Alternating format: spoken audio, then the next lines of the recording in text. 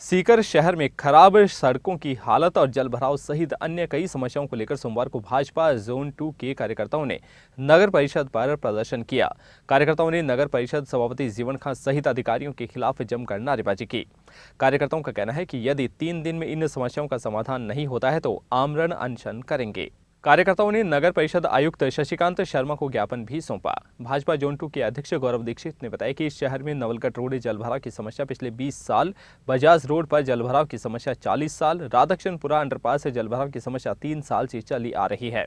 कई सालों से अधिकारियों और जनप्रतिनिधियों को अवगत करवा चुके हैं, लेकिन हालात वैसे के वैसे बने हुए हैं।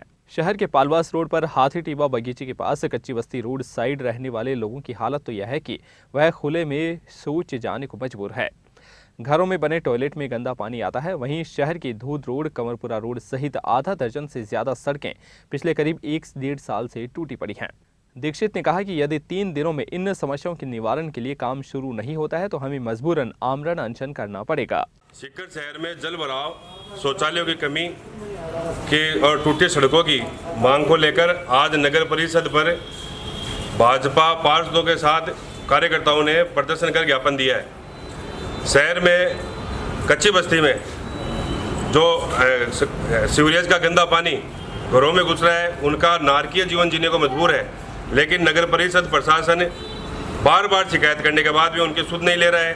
अंडरपास में गाड़ियां फंस रही है, पिपराड़ी रोड, दुजोद गेट, बजाज रोड। ऐसी स्थिति है कि वहां कोई भी गाड़ी फंस जाए तो हर व्यक्ति के जान माल को नुकसान है। उसके अलावा टूटी सड़कों के कारण डेली सड़कों पर दुर्घटनाएं होती हैं, जनता को परेशानी होती है, लेकिन नगर परिषद सिर्फ फटे कोट पर पैबंद लगाने का काम कर रहे हैं। सीकर के विधायक को फुहारे पसंद है, इसलिए उन्होंने शहर में जगह जगह जल भराव की समस्या बना रखी है और फुहारे लगा रहे हैं। ऐसी समस्याओं को आज नगर परिषद के आयुक्त को अवगत कराया गया है और 3 दिन का समय दिया गया है। अगर 3 दिन में आप इन समस्याओं का समाधान के लिए कोई कार्रवाई नहीं करते हैं तो हम नगर परिषद में बड़ा प्रदर्शन करेंगे, आमरण अनशन पर बैठेंगे। नगर परिषद आयुक्त शशिकांत शर्मा ने कहा कि नवलगढ़ रोड जल निकासी प्रोजेक्ट का 95% काम पूरा हो चुका है। काम 1.5 साल में पूरा होना था, लेकिन इसमें 6 महीने से भी कम समय में पूरा कर दिया जाएगा। आगामी 5 से 10 दिन में काम पूरा हो जाएगा। वहीं शहर में टूटी हुई सड़कों पर बोलते हुए आयुक्त ने कहा कि शहर में सीवरेज का सेकंड फेज का काम 156 करोड़ की लागत से चल रहा है, जिसे पूरा होने में 1 साल से भी ज्यादा का समय लगेगा। नवलगढ़ रोड है उसका 95% काम हो गया है और ये जो नगर परिषद की जो टेक्निकल टीम है उसने पूरे दिन रात मेहनत करके ये काम किया है।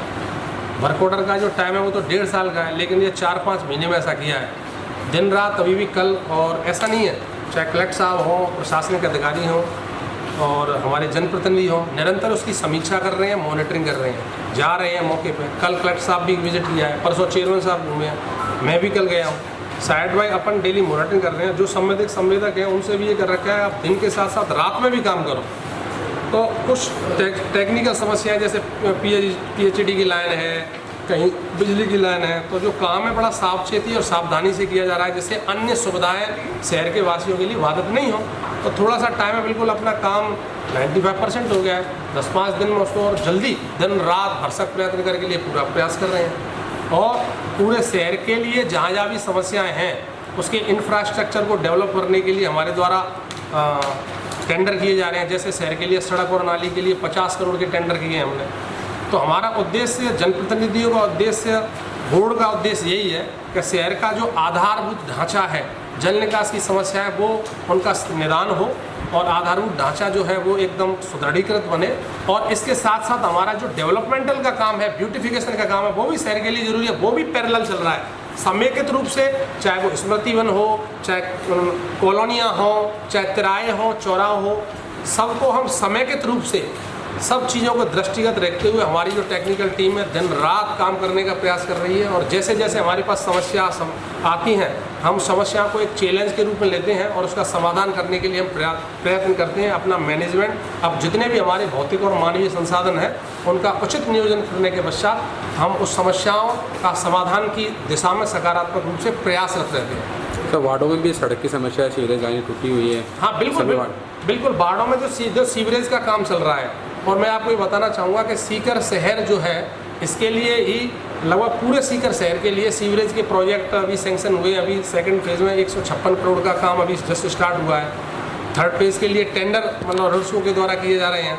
तो धीरे धीरे जो अभी है ये 2025 तक कंप्लीट होगा। जहाँ जहाँ भी सीवरेज के काम है वहाँ सड़क भी टूटती है, समस्या भी आती है, सीवरेज का वर्क भी इम्पोर्टेंट है। तो सीवरेज है, ड्रेनेज है, रोड निर्माण है, नाली निर्माण है, ये सभी पैरेलल प्रोजेक्ट एक साथ चल रहे हैं। और मैं निश्चित रूप से कह सकता हूँ कि हमारी जो डेफिनेटली हम 3-4 महीने में ही एक अच्छा बेसिक इंफ्रास्ट्रक्चर देने का यहाँ प्रयास करेंगे। और हमारे लिए जो भी समस्या है वो हमारे लिए चुनौतियाँ हैं और एक प्रकार से और उसका हम अच्छे तरीके से मैनेजमेंट